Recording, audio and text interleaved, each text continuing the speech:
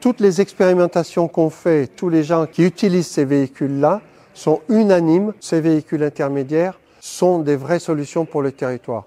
Première étape validée. Salut, j'arrive à Millau sous le soleil après 200 km et pas mal de dénivelé pour traverser la brumeuse montagne noire et les somptueux paysages des Grands Causses. Ces véhicules low-tech, légers, recyclables et sobres en énergie, on ne les doit pas seulement à des entrepreneurs engagés, mais aussi à des citoyens qui cherchent à sortir du tout-voiture à la campagne. Rencontre avec l'association InVD, Innovation Véhicules Doux, véritable laboratoire des mobilités douces en zone rurale.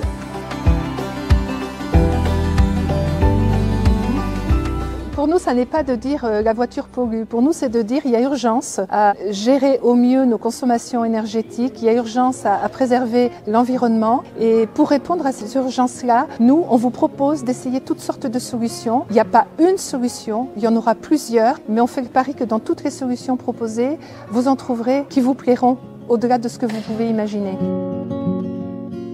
On a 2 programmes qui permettent aux habitants des territoires ruraux de tester tout un ensemble de véhicules. Vitamine 12, l'expérimentation de véhicules innovants, et puis un programme de mise à disposition de nos flottes de vélos à assistance électrique, vélos cargo de tout type. Et ce que l'on remarque, c'est que 98% des personnes qui essayent sont convaincues et souvent après transforment leur mode de déplacement. Mon objectif, ça serait de faire des trajets du quotidien sans véhicule thermique. Un speedbike, c'est un vélo qui va 45 km/h et qui me permet de faire des trajets de 20 km, 30 km. Ça me permet de passer d'une voiture.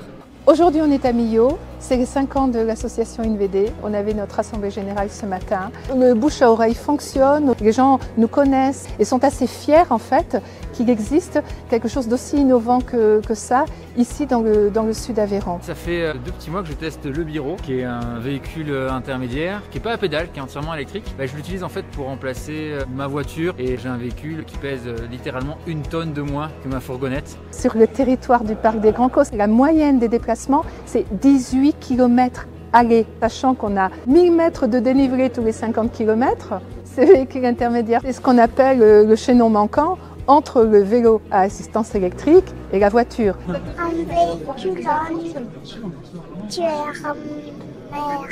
On a un petit véhicule à fabriquer au lieu d'avoir un véhicule 10 fois plus lourd. On extrait beaucoup moins de matières premières pour fabriquer le véhicule. L'avantage, c'est qu'il est facilement réparable. L'entretien est très peu cher. Avec 1 euro d'électricité, on fait à peu près 200 km. Et puis en fin de vie, on a 150 kg au lieu d'avoir 1,5 tonne. On divise par 10 l'impact environnemental. Alors la bestiole, c'est ça. C'est une base roulante qui nous a été confiée par QBX. On avait le châssis, le guidon et le siège.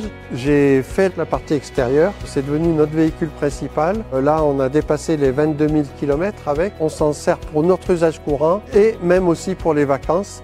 Pour moi, une partie de l'avenir passe par les véhicules intermédiaires et je suis fier d'œuvrer dans ce sens-là. Et quand on est ensemble pour agir, ça devient plus facile à porter. C'est extrêmement enthousiasmant. Et grâce à ces citoyens qui agissent pour trouver des solutions de mobilité plus durables, vous allez voir de plus en plus de véhicules intermédiaires sur les routes. Pour comprendre comment mieux les intégrer sur les infrastructures actuelles, je reste à Millau pour rencontrer les équipes du Parc naturel régional des Grands Causses. Alors à très vite.